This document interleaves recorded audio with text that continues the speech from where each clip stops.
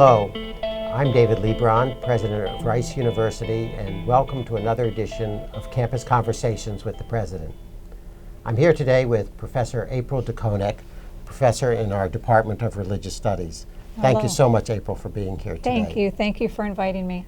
So I wanted to ask you probably about the thing that's gotten you the most visibility in your career, which was around the Gospel of Judas. Perhaps you can tell us just very briefly how that gospel came to be discovered and what its significance seems to be. It's quite a story. When I was in graduate school, I remember hearing whispers about a text that was in a bank vault in New York that mentioned Judas and who was having a conversation with Jesus. And at the time, we all assumed that the Judas that was being mentioned was actually Judas Thomas, who's mentioned in the New Testament. I had no idea that this text actually was the Gospel of Judas. We sort of lost track of it, never didn't really come back into play until 2006. And around Easter time, National Geographic put out this film about the rediscovery of the Gospel of Judas. And I remember watching that film and just being shocked that the Gospel of Judas had actually been found. In the old sources, there are references to the Gospel of Judas, but we never had a copy of it before. So how old was what they found, and where did they find it? Well, the actual Gospel that's written on papyrus is about 4th century, and it's written in the Coptic language, which is an Egyptian language.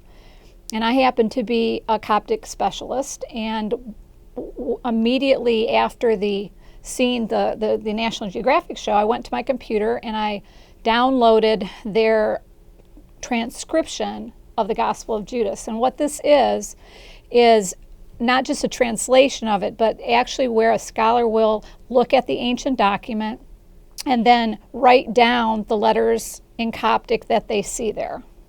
And so that's what I was working from. So I became really interested in it because I like Coptic, and this was an ancient gospel that we knew from the ancient world came from around 150, so it's real old. And I started working on it, but as I was translating it, I was finding that my translation was differing quite substantially from the translation that National Geographic had put out. And what was the importance of the gospel from the National Geographic translation? Oh, from their perspective? What was the thing that had gotten you sort of interested and eventually a little riled up? Sure. Well, in their documentary, they were talking about the Gospel of Judas, showing us a new kind of Judas who was a hero, who Jesus had asked to basically turn him over to his death, and that this was a Gnostic Judas, that he was not only a hero, but in the know, the perfect disciple. They called him Jesus' soulmate in this book and in this movie that they put out. So when I started to see that the text was not supporting that view, but actually understood Judas as a demon, I, as you say, got riled up. And I attended a conference in France that year, that was during the fall, and there were several scholars that attended that conference who had similar concerns about the Gospels, how it was being treated by National Geographic. So among that mass audience for the National Geographic, which was aimed probably at a more popular audience, were a few scholars paying very close attention to the details. Always. A new find like this, you'll have a lot of scholars who will begin looking at that text and analyzing it. And what you want to have happen is a lot of different scholars working on it, sharing their opinions, until you can sort out what you actually have. Because it's not always transparent what you actually have. The reason that the National Geographic team saw Judas in this way in this gospel is because there is an ancient source that understands the Gospel of Judas's portrayal of Judas as a hero. But once we had the text itself and could sort it out, we saw that, in fact, that wasn't the case. And so what was the process you came through to reach your conclusions? And then tell us what your conclusions were. Sure. The process was, first of all, making my own translation of the text. I began talking with other scholars that I know who were also working on the text to try to share ideas and figure out what was going on. I began to try to contextualize it within the literature of the ancient people that I already knew about and sort things out. I drafted my first paper and delivered it at the conference in France and received feedback and continued working. And I wrote my book on the Gospel of Judas then within the next few months following that. So, and what I discovered is that the Gospel of that Judas in this text is actually called the 13th Demon. That's the actual word used. And it's not a good demon, it's an evil demon. This is a title that in Gnostic sources is given to the creator God who is identified with basically Satan. So the text was calling Judas Satan, but the worst Satan in the terms of being this creator God. So it was really just completely at odds with the National Geographic interpretation. Well, the author seems to have taken ideas from the Gospel of Luke and the Gospel of John, which also identified Judas as being in some way taken over by Satan or a devil, and it even expanded that farther and connected his actions with the what the Gnostics understood to be the ruler of this world. I want to kind of switch gears. Sure. You're teaching here at Rice. A lot of undergraduate students, and your specialty really is around things that have occurred basically 2 millennia ago. And so I wanted, why should somebody study religious studies? Why should the general public take such an interest? And what would a student gain by really investing herself or himself in this area? That's a really good question, and there are many sort of levels to that question.